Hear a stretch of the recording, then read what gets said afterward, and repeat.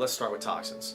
Like I mentioned, the two most common that we have here in the US is Botox and Dysport.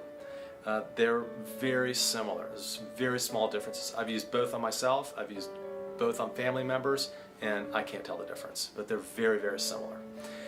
Regardless, toxins in general, they take a couple of days to kick in, right? So once you have it done that day, it won't take effect that night. You gotta wait about 48 hours and then you'll start to see the difference. The lines will start to relax, things will soften up, forehead looks smoother, for example. If we're shaping the brow, you'll start to see that change. But I ask patients to wait 2 weeks, because at 2 weeks you'll get the maximal effect.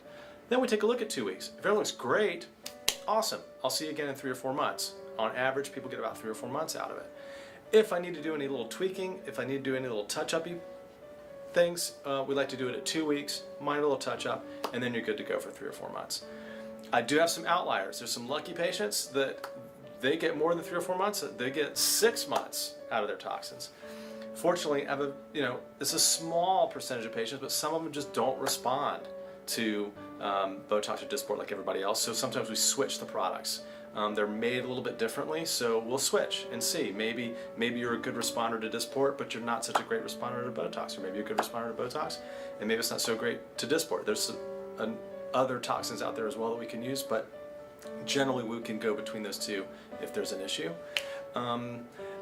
We generally, especially for first-time patients, we like to go slightly low on the dose. I know I can always do a little bit more later on down the line if I need to, so we tend to start kind of conservative and build you up gradually. If I misjudge and we do too much at the beginning, well, then we gotta wait that 2 to 3, 4 months for it to wear off for things to come back. So knowing that, especially for first-time patients, we tend to go a little low on the dose, enough that you'll see a difference, you'll probably like it, and then we either say, hey, that's all you need, or we come back and we touch you up a little bit.